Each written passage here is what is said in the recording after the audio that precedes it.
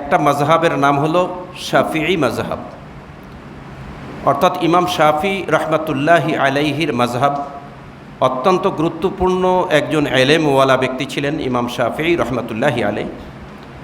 উনি বলেন, লাউমা আনজালাল্লাহু আলাল খালকি হাদিহিস সূরা লাকাফাতাহু, যদি আল্লাহ সুবহানাহু ওয়া তাআলা সমস্ত মাখলুকের জন্য এই সূরাটাকে আল্লাহ তাআলা নাজিল করতেন, তাহলে অন্য কোনো সূরা নাজিল না করলেও চলতো, এই সূরাই যথেষ্ট ছিল। সুবহানাল্লাহ। তাহলে এই সূরার গুরুত্ব কতখানি একজন ইমামের কথায় এটা বোঝা যাচ্ছে। উনি বলেন, লাউমা আনজালাল্লাহু আলাল খালকি ইল্লা হাদিহিস সূরাতি লাকাফাতাহু, যদি পুরা মাখলুকের জন্য মাত্র এই সূরাটা নাজিল করা হইতো, সূরা আসর নাজিল করা হতো, তাহলে সমস্ত মাখলুকের হেদায়েতের জন্য এই সূরাটাই যথেষ্ট ছিল। অর্থাৎ এই সূরার মধ্যে আল্লাহ সুবহানাহু ওয়া তাআলা পুরা শরীয়ত মারিফত যা কিছু আছে কোরআনের মধ্যে, এর জিস্ট আল্লাহ সুবহানাহু ওয়া তাআলা এই সূরার মধ্যে নিয়ে এসেছেন। সূরা আসর। তাওয়ারিখের রেওয়ায়েতের মধ্যে আর একটা খুব চমৎকার একটা রেওয়ায়েত রয়েছে, ঐতিহাসিক রেওয়ায়েত বলা হয় এগুলোকে। হজরতে আমর ইবনুল আস রাদিয়াল্লাহু তাআলা আনহু, উনি তখনও ইসলাম গ্রহণ করেন নাই। ইসলাম গ্রহণ করার পূর্বে উনি যখন নাকি ওই মক্কার অদূরে মুসাইলামাতুল কাজ্জাব ভণ্ড নবী নবুয়তি দাবি করল, তখন তার নাম কিন্তু শুধু মুসাইলামা ছিল। আল কাজ্জাব উপাধি তখনও পড়ে নাই। কাজ্জাব মানে মিথ্যাবাদী। কাজ্জাব মানে কি? মিথ্যাবাদী। মিথ্যাবাদী উপাধিটা তখনও তার উপরে পড়ে নাই। তখন হজরতে আমর ইবনুল আস রাদিয়াল্লাহু তাআলা আনহু, যিনি ইহুদিদের বড় বিজ্ঞ একজন আলেম ছিলেন, এরপরে উনি ইসলাম গ্রহণ করেছেন। এই ঘটনাক্রমে উনি ইসলাম গ্রহণ করেছেন। তো উনি হুজুর সাল্লাল্লাহু আলাইহি ওয়াসাল্লামের বড় শত্রু ছিলেন ইসলাম গ্রহণ করার আগে। ইসলাম গ্রহণ করার আগে উনি খুব শত্রুতা করতেন। তো ওই অবস্থায় উনি ভাবলেন যে মুসাইলামাতুল কাজ্জাব যেহেতু নবুয়তি দাবি করছে মুসাইলামা, তাই মুসাইলামার কাছে যাইয়ে দেখি সে নবুয়তির কি পাইল, একটু পরখ করে দেখে আসে। যদি মুসাইলামা ভালো লোক হয়, তাহলে মুসাইলামার সাথে মিলে নাউযুবিল্লাহি মিন যালিক মুহাম্মাদের বিরোধিতা করো। বিরোধিতা করলে নেতৃত্ব লাগে না। হযরত আমর ইবনে আস রাদিয়াল্লাহু তাআলা আনহু দেখলেন যে মুসাইলামার সাথেও বেশ কিছু লোক তার এই ভণ্ড নবুয়তি দাবির উপরে তারা জুড়ে গেছে, যারা নাকি হুজুর সাল্লাল্লাহু আলাইহি ওয়াসাল্লামের শত্রু ছিল। তো দেখলো ওই দলে যোগ দিয়া হুজুর সাল্লাল্লাহু আলাইহি ওয়াসাল্লামের বিরোধিতা করবেন এই মানুষে মুসাইলামাতুল কাজ্জাবের সাথে দেখা করতে গেছে।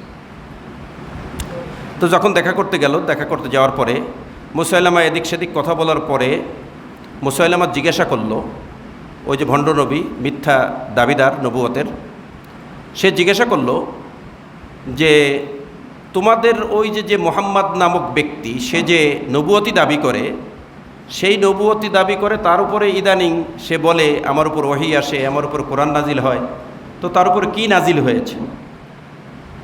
তখন হযরত আমর ইবনুল আস রাদিয়াল্লাহু তাআলা আনহু এই সূরাটাকে পড়ে শোনাইলেন, ওয়াল আসরি ইন্নাল ইনসানা লাফি খুসর ইল্লাল্লাযীনা আমানু ওয়া আমিলুস সালিহাতি ওয়া তাওয়াসাউ বিল হাক্কি ওয়া তাওয়াসাউ বিস সবর। এই সূরাটাকে উনি শুনাইলেন। শোনানোর পরে মুসাইলামাতুল কাজ্জাব, তখন শুধু মুসাইলামা আছে, কাজ্জাব এখন উপাধি হয় নাই, মিথ্যাবাদী এই শব্দটা লাগে নাই। মুসাইলামা তখন বলল, কিছুক্ষণ চিন্তা ভাবনা করে বলল, আমার উপরও কোরআন নাজিল হয়, আমার উপরও একটা কিতাব নাজিল হয়। এবার হযরতে আমর ইবনুল আস রাদিয়াল্লাহু তাআলা আনহু বললেন, তোমার উপরে ইদানিং কি নাজিল হয়েছে? তখন মুসাইলামা বলল, আমার উপরে এই ছোট্ট সূরার মতোই কিছু নাজিল হয়েছে। তখন সে বানিয়ে বানিয়ে কয়েকটা কথা আরবিতে ছন্দ আকারে বলল। কি বলল? হাদিসের রেওয়ায়েতের মধ্যে এই শব্দগুলা বলল, ইয়া ওয়াবরুন ইয়া ওয়াবরুন ইন্নামা আনতা উদুনানি ওয়া সাদরুন ওয়া সাইরুকা হাকরুন ওয়া ফাকরুন। নাউযুবিল্লাহ বলতে হবে। অনেকে আবার বলে বলে সুবহানাল্লাহ বলতে পারে, কারণ কোরআনের মতোই তো শোনা যায় কেমন যেন, না? কিন্তু অর্থ শুনলে আপনারা হাসবেন। হ্যাঁ, খুব সুন্দরভাবে, যেখানে ওখানে ওয়াল আসরি ইন্নাল ইনসানা লাফি খুসরি, প্রত্যেকটা শেষে রা আছে। ওয়াল আসরি ইন্নাল ইনসানা লাফি খুসর, প্রত্যেকটা শেষে রা আছে না? ইল্লাল্লাযীনা আমানু ওয়া আমিলুস সলিহাতি ওয়া তাওয়াসাউ বিল হাক্কি ওয়া তাওয়াসাউ বিস সবর। কত সুন্দর মিল! ঠিক ওরকম মিল করে সেও পাঠ করলো ইয়া ওয়াবরুন, ইয়া ওয়াবরুন ইন্নামা আনতা উযুনানি ওয়া সাদরুন ওয়া সাইরুকা হাকরুন ওয়া ফাকরুন। অর্থ কি জানেন? অর্থ হলো ইয়া ওয়াবরুন শব্দের অর্থ হলো জংলি বিড়াল। আমাদের যে পালিত বিড়াল আছে বাড়িতে সেটা না, জংলি বিড়াল। কুকুর এবং বিভিন্ন প্রাণী যেগুলো, এগুলো আসলে কিন্তু জংলি। এগুলোকে পরে আইনে মানুষ পাইলা পয়সা সমাজে জায়গা দিছে, কিন্তু এগুলো জংলি। এখনও জংলি কুকুর আছে, জংলি বিড়াল আছে। তো বলতেছে, হে জংলি বিড়াল, হে জংলি বিড়াল, তোমার রয়েছে উযুনানি ওয়া সদরুন, দুইটা কান আর একটা বক্ষ তোমার রয়েছে। দুইটা কান আর একটা বক্ষ তোমার রয়েছে। ওয়া সাইরুকা হাকরুন ওয়া ফাকরুন, আর বাকি যা আছে সবই উচ্ছিষ্ট এবং সবই খারাপ। এটা কোনো সূরা হইতে পারে? কোথায় আল্লাহ তাআলার কত গুরুগম্ভীর সূরা আসর, তার কত অর্থ, কত গভীরতা, কত সৌন্দর্য, কত সাহিত্য, আর সেখানে সে বিড়ালের কিস্সা শুনাইতেছে। হে জংলি বিড়াল, হে জংলি বিড়াল, তোমার রয়েছে দুইটা কান আর একটা বক্ষ, বুক, আর তোমার বাকি যা আছে সবই উচ্ছিষ্ট এবং নষ্ট, খারাপ। তো তখন হযরতে আমর ইবনে আস রাদিয়াল্লাহু তাআলা আনহু বললেন যে একটা কথা হলো, যেখানে সূরা আসরের কত মাধুর্যতা। উনি তখন ইসলাম গ্রহণ করেন নাই, কিন্তু উনি যাচাই করতে গেছেন, ইসলাম গ্রহণ করেন নাই, কিন্তু উনি দেখলেন কোথায় সূরা আসর আর কোথায় সে তার এই বিড়ালের কিচ্ছা। অতএব তিনি তখন বললেন, তুই একটা কাজ্জাব, তুই একটা মিথ্যাবাদী, তুই একটা ভণ্ড, তুই মিথ্যা নবুয়তের দাবি করেছিস। অতএব উনি ওখান থেকে গেলেন আল্লাহ রসুলের কাছে, বললেন, হে আল্লাহ রসুল, আমাকে বায়াত করেন, আমাকে ইসলাম গ্রহণ করায়েন।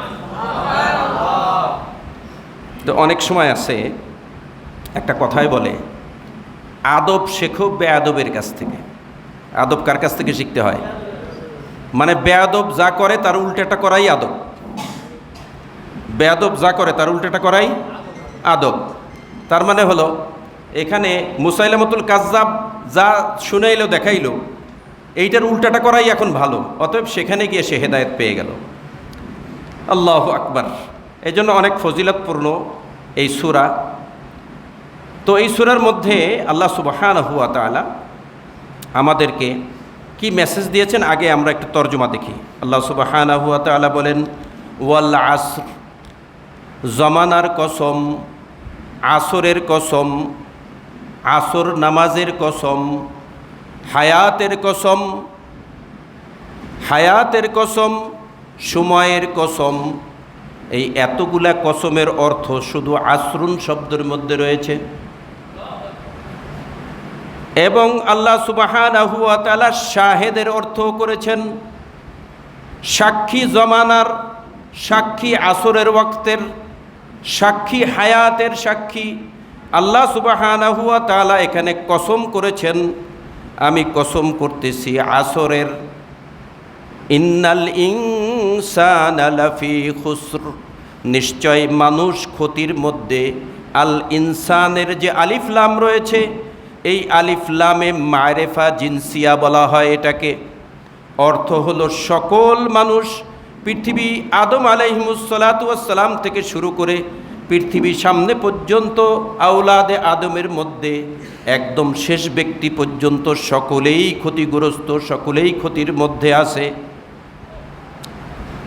কিন্তু কারা ক্ষতির থেকে বাঁচতে পারবে? ইল্লাল্লাযীনা আমানু, কিন্তু তারা ক্ষতিগ্রস্ত নয় এবং তারা ক্ষতিগ্রস্ত হবে না, ক্ষতির থেকে বেঁচে যেতে পারবে। চারটা গুণ যাদের মধ্যে থাকবে মানুষের মধ্যে, তারা ক্ষতির থেকে বাঁচতে পারবে। এক নম্বর হলো ইল্লাল্লাযীনা আমানু, যারা নাকি ঈমান আনবে, ওয়া আমিলুস সলিহাত, এবং নেক আমল করবে, ওয়া তাওয়াসাউ বিল হক, এবং হকের পথে মানুষকে ডাকবে, হকের ওসিয়াত করবে, ওয়া তাওয়াসাউ বিস সবর, এবং সবরের ওসিয়াত করবে। এই চার গুণ যেই ব্যক্তির মধ্যে থাকবে সেই ব্যক্তি শুধু ক্ষতির থেকে বাঁচতে পারবে। আল্লাহ সুবহানাহু ওয়া তাআলা ক্ষতির কথাও বলেছেন, আবার এদিকে ক্ষতির থেকে বাঁচবে কারা সে কথাও আল্লাহ সুবহানাহু ওয়া তাআলা বলে দিয়েছেন। আল্লাহু আকবার। এখানে দেখেন আল্লাহ সুবহানাহু ওয়া তাআলা যে চারটা গুণের কথা বলছেন এর মধ্যে এক নম্বর বলেছেন ঈমানের কথা। কিসের কথা বলেছেন? ইল্লাল্লাযীনা আমানু, কিন্তু যারা নাকি ঈমান আনবে। ইল্লাল্লাযীনা আমানু, কিন্তু যারা নাকি ঈমান আনবে। ঈমানদারদের কথা আল্লাহ সুবহানাহু ওয়া তাআলা আগে বলেছেন, কারণ ঈমান হলো মানুষের আসল জিনিস, আসল পুঁজি। ঈমান, ঈমান যদি না থাকে আমলের কোনো দাম নাই। ঈমান যদি না থাকে দাওয়াতের কোনো দাম নাই, সবরের কোনো দাম নাই, হজের কোনো দাম নাই, যাকাতের